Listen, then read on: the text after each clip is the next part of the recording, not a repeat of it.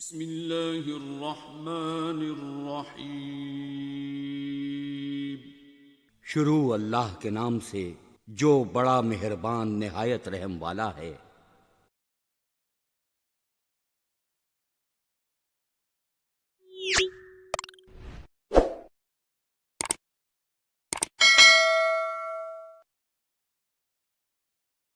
بسم اللہ الرحمن الرحیم۔ السلام علیکم ورحمۃ اللہ وبرکاتہ۔ جی ایک دوست نے سوال کیا ہے کہ حضرت عمر فاروق رضی اللہ تعالی عنہ کی شہادت کب اور کس دن ہوئی، کہ اس کے اوپر انہوں نے مجھے کلپ بھی سینڈ کیا کہ حضرت عمر خلیفۃ المسلمین کی روز رحلت جو ہے وہ 25 ذی الحجہ ہے، پہلی محرم تو ہے ہی نہیں۔ بھائی میں موضوع تحقیق دے رہا ہوں، آپ نہ مانیے میری بات، تحقیق کیجئے۔ کچھ دیر کے لیے آپ میری بات نہیں مانیے، میں تو ایک موضوع تحقیق دے رہا ہوں، جا کے تحقیق کیجئے۔ 25 کتابوں کے حوالے رکھتا ہوں اہل سنت کے کہ حضرت عمر کی روز رحلت 25 ذی الحجہ ہے۔ محرم سے 5 دن پہلے حضرت عمر کا قتل ہوا ہے، فیروز ابو لولو نے قتل کیا ہے، جی مجوسی تھا، اس نے قتل کیا۔ ایک طویل داستان ہے کہ آخر اس کی دشمنی کیا تھی حضرت عمر سے۔ ایک شیعہ ذاکر ہیں جن کا نام ہے شہنشاہ حسین نقوی، جس کے کہ وہ مجمع کے اندر برملا کہہ رہے ہیں کہ حضرت عمر رضی اللہ تعالیٰ عنہ کی شہادت جو ہے یہ یکم محرم الحرام کی نہیں ہے۔ وہ کہتے ہیں جی اہل سنت کی 25 کتابوں کے میں حوالہ جات دینے کو تیار ہوں، یہ تحقیق موضوع ہے، آپ اس کے اوپر تحقیق کریں۔ تو بھائی نے یہ کہا ہے کہ اہل سنت کی کتب سے کچھ حوالہ جات پیش کر کے حضرت عمر رضی اللہ تعالیٰ عنہ کی شہادت کے حوالے سے بتائیے کہ آپ کی شہادت کب اور کس دن ہوئی ہے۔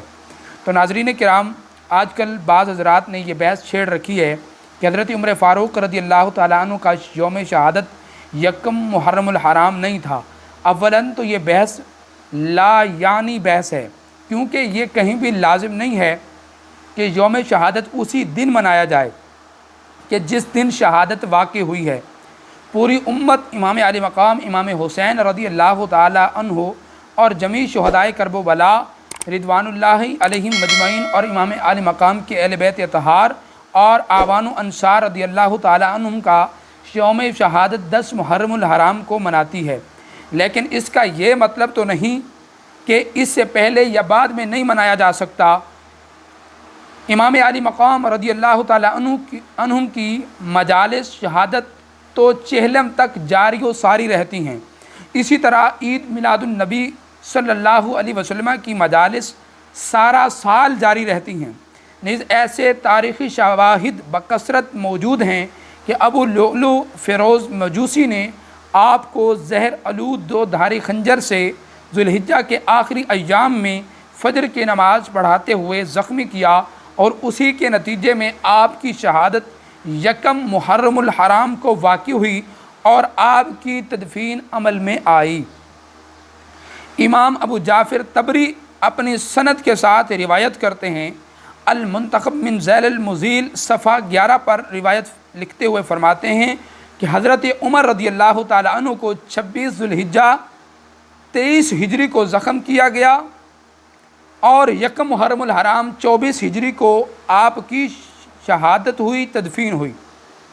حضرت سعد بن ابی وقاص رضی اللہ تعالیٰ عنہ بیان کرتے ہیں کہ حضرت عمر رضی اللہ تعالیٰ عنہ کو 26 ذی الحجہ 23 ہجری کو قاتلانہ حملے میں زخمی کیا گیا اور یکم محرم الحرام 24 سن ہجری میں آپ کی صبح کے وقت تدفین ہوئی، اور آپ کی خلافت 10 سال 5 ماہ 21 دن بنتی ہے۔ ٹھیک ہے۔ علامہ ابن اسیر جزری نے عز الغابہ جلد 4 صفحہ 156 پر، اسی طرح علامہ یحییٰ بن شرف النووی نے تہذیب الاسماء واللغات جلد 2 صفحہ 13 میں، علامہ ذہبی نے سیر اعلام النبلاء جلد 3 صفحہ 417 تا 418 میں، اسی طرح حاجی خلیفہ نے سلم الوصول الی طبقات الفحول جلد 2 صفحہ 413 میں، علامہ علی قاری نے مرقات المفاتحی جلد 9 صفحہ 3727 اور شیخ عبدالحق محدث دہلوی نے لمعات لمعات میں جلد 10 صفحہ 130 میں اسی طرح لکھا ہے کہ حضرت فاروق اعظم رضی اللہ عنہ کی کو 26 ذوالحجہ کو زخم لگا، آپ پر قاتلانہ حملہ ہوا اور آپ کی شہادت جو ہے یہ 1 محرم الحرام کو ہوئی۔ ناظرین کرام، جب حضرت عمر فاروق رضی اللہ تعالیٰ عنہ بدھ کے دن 26 ذوالحجہ کو محراب میں صبح فجر کی نماز پڑھا رہے تھے تو ابو لولو فیروز نے زہر آلود 2 دھاری خنجر سے آپ پر حملہ کیا اور اس نے 3 وار کیے اور ایک روایت کے مطابق 6 وار کیے، ان میں سے 1 وار آپ کے زیر ناف لگا تو آپ گر پڑے۔ اس دوران آپ نے حضرت عبد الرحمن بن عوف کو نماز میں اپنا نائب بنایا، پھر وہ پلٹ کر نکلا، راستے میں جو آیا اس ابو لولو فیروز نے ان پر وار کرتا گیا حتیٰ کہ اس نے 13 لوگوں پر حملہ کیا، 13 لوگوں پر ضرب لگائی، ان میں سے 6 اشخاص جو تھے یہ موقع پہ شہید ہو گئے۔ فیروز اصلاً ایرانی تھا، پھر حضرت عبداللہ بن عوف نے اس پر کمبل ڈالا تو اس ملعون نے خود کشی کر لی۔ حضرت عمر رضی اللہ عنہ کو اٹھا کر ان کے گھر لے جایا گیا، ان کے زخم سے خون بہہ رہا تھا۔ یہ طلوع آفتاب سے پہلے کا واقعہ ہے۔ پھر آپ کبھی بے ہوش ہو جاتے اور کبھی ہوش میں آ جاتے۔ جب ہوش میں آتے تو آپ کو نماز یاد دلائی جاتی، وہ کہتے ہاں جو نماز چھوڑ دے اس کا اسلام کے ساتھ کوئی تعلق واسطہ نہیں ہے۔ پھر اپنے وقت پر آپ نماز پڑھتے۔ انہوں نے پوچھا انہیں کس نے قتل کیا، کس نے آپ پر حملہ کیا؟ تو لوگوں نے بتایا مغیرہ بن شعبہ کے غلام ابو لولو فیروز نے۔ تو انہوں نے اللہ کا شکر ادا کیا کہ میری موت کسی مسلمان کے ہاتھوں سے نہیں ہوئی۔ پھر کہا اللہ اس کا برا کرے، ہم نے تو اسے اچھی بات کا حکم دیا تھا۔ مغیرہ بن شعبہ نے اس کے ذمے 2 درہم یومیہ لگائے تھے۔ پھر انہوں نے حضرت عمر رضی اللہ تعالیٰ عنہ سے پوچھا کیا میں اس کے محصول میں اضافہ کر دوں، کیونکہ وہ کارپینٹر بھی ہے، نقش و نگار کرتا ہے، لوہار ہے۔ تو انہوں نے اس کا محصول 100 درہم ماہانہ کر دیا اور اس سے کہا مجھے پتہ چلا ہے کہ تم بہت اچھا کام کرتے ہو۔ حضرت عمر رضی اللہ تعالیٰ عنہ نے ابو لولو فیروز کو کہا کہ مجھے پتہ چلا ہے کہ تم بہت اچھا کام کرتے ہو اور تم ہوائی چکی بناتے ہو۔ ابو لولو نے کہا جی بالکل۔ تو آپ نے فرمایا، ابو لولو نے کہا میں ضرور آپ کے لیے ایک ایسی چکی بناؤں گا کہ لوگ اس کا مشرق و مغرب میں ذکر کریں گے۔ یہ منگل کی شام کا واقعہ ہے اور بدھ 26 ذوالحجہ کو صبح اس نے آپ کو خنجر گھونپ دیا۔ پھر حضرت عمر رضی اللہ تعالیٰ عنہ نے اپنا جانشین منتخب کرنے کے لیے ایسے 6 اصحاب پر مشتمل کمیٹی بنائی کہ رسول اللہ صلی اللہ علیہ وسلم اپنی وفات تک ان سے راضی تھے۔ اور وہ حضرات کون تھے؟ حضرت عثمان، حضرت علی، حضرت طلحہ، حضرت زبیر، حضرت عبد الرحمن بن عوف اور حضرت سعد بن ابی وقاص رضی اللہ تعالیٰ عنہ مجمعین۔ یہ 6 اشخاص تھے اور یہ البدایہ والنہایہ جلد 7 صفحہ 138 پر یہ عبارت موجود ہے کہ حضرت عمر رضی اللہ تعالیٰ عنہ نے آپ نے 6 اشخاص پر مشتمل جو ہے آپ نے یہ کمیٹی بنائی اپنے بعد خلیفہ کہ ان 6 لوگوں میں سے مقرر کر لینا، کیونکہ یہ وہ 6 لوگ تھے جن پر خود رسول اللہ صلی اللہ علیہ وسلم اپنی وفات تک راضی تھے اور ان سے محبت فرماتے تھے۔ علامہ شبلی نعمانی آپ لکھتے ہیں کہ حضرت عمر کا 3 دن بعد انتقال ہوا اور محرم کی پہلی تاریخ ہفتہ کے دن آپ کی تدفین ہوئی۔ نماز جنازہ حضرت صہیب رومی رضی اللہ تعالیٰ عنہ نے پڑھائی۔ حضرت عبد الرحمن بن عوف، حضرت علی، حضرت عثمان، حضرت طلحہ، حضرت سعد بن ابی وقاص نے قبر میں اتارا اور آفتاب عالم خاک میں چھپ گیا۔ ایک مصنف نے تو یہاں تک لکھا قاتل کا خنجر سینہ عمر میں نہیں بلکہ قلب کائنات میں پیوست ہو گیا۔ حضرت عمر کو ہمیشہ شہادت کی آرزو رہتی تھی۔